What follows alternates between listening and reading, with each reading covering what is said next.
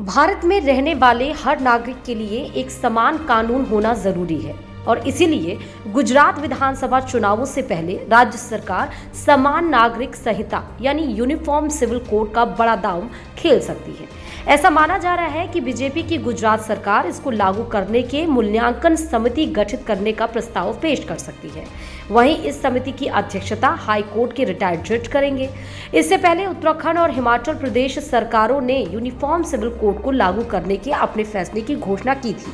हालांकि all India Muslim personal law board ने इसे एक असंवैधानिक और अल्पसंख्यक विरोधी कदम करार दिया है। उनका कहना है कि यह कानून उत्तराखंड, उत्तर प्रदेश और केंद्र सरकारों द्वारा मुद्दों से लोगों का ध्यान महंगाई, अर्थव्यवस्था और बढ़ती बेरोजगारी से हटाने का प्रयास है। बता दें कि भारतीय जनता पार्टी के 2019 के लोकसभा चुनाव घोषणा पत्र में सत्ता में आने पर यूसीसी को लागू करने का वादा किया गया था। केंद्र ने इस महीने की शुरुआत में सुप्रीम कोर्ट से कहा था कि वह संसद को देश में यूनिफॉर्म सिविल कोड पर कोई कानून बनाने या उसे लागू करने का निर्देश नहीं दे सकता है। कानून और न्याय मंत्रालय ने अपने हलफनामे में कहा कि नीति का मामला जनता के चुने हुए प्रतिनिधियों को तय करना है और इस संबंध में केंद्र द्वारा कोई निर्देश जारी नहीं किया जा सकता। मंत्रालय ने शीर्ष अदालत से कहा कि विधायिका को कानून बनाना या नहीं बनाना है।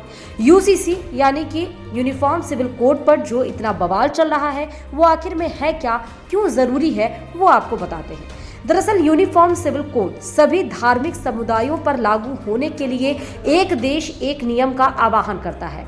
भारतीय संविधान के अनुच्छेद 44 के भाग 4 में यूनिफॉर्म सिविल कोड शब्द का स्पष्ट रूप से उल्लेख किया गया है। अनुच्छेद 44 कहता है कि राज्य भारत के पूरे क्षेत्र में नागरिकों के लिए एक समान नागरिक संहिता को सुरक्षित करने का प्रयास करेगा। यह कोड यानी यूनिफॉर्म सिविल कोड विवाह, तलाक, रख रखाव, विरासत, गोद लेने और उत्तराधिकारी जैसे क्षेत्रों को कवर करते हैं। यह कोड इस बात पर आधारित है कि आधुनिक सभ्यता में धर्म और कानून के बीच कोई संबंध नहीं है। भारतीय संविधान में निदेशक सिद्धांतों के अनुच्छेद 44 का उद्देश्य कमजोर समूहों के खिलाफ भेदभाव को दूर करना और देश भर में विविध सांस्कृतिक समूहों में सामंजस्य स्थापित करना था। Doctor B R. अम्बेडकर ने संविधान को बनाते समय कहा था कि यूनिफॉर्म सिविल कोड वांछनीय है, लेकिन फिलहाल यह स्वैच्छिक रहना चाहिए और इस प्रकार संविधान के मसौदे के अनुच्छेद 35 को भाग 4 में राज्य नीति के निर्देशक सिद्धांतों के एक भाग के रूप में जोड़ा गया था, भारत के संविधान के अनुच्छेद 44 के रूप में। अब आपको ये बताते हैं कि यूनिफॉर्म सिविल कोड की आखिर उत्पत्ति कैसे हुई। सिविल कोड की उत्पत्ति औपनिवेशिक भारत में हुई जब ब्रिटिश सरकार ने 1835 में अपनी रिपोर्ट प्रस्तुत की, जिसमें अपराधों, सबूतों और अनुबंधों से संबंधित भारतीय कानून के संहिताकरण में एक रूपता की आवश्यकता पर बल दिया गया। विशेष रूप से सिफारिश की गई कि हिंदुओं और मुसलमानों के व्यक्तिगत कानूनों को संहिताकरण के बाहर रखा जाए।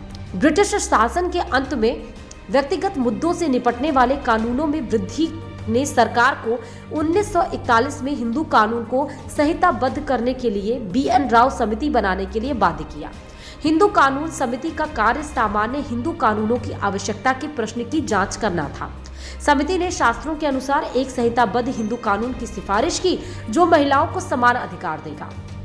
1937 के अधिनियम की समीक्षा की गई और समिति ने हिंदुओं के लिए विवाह और उत्तराधिकारी की नागरिक संहिता की सिफारिश की।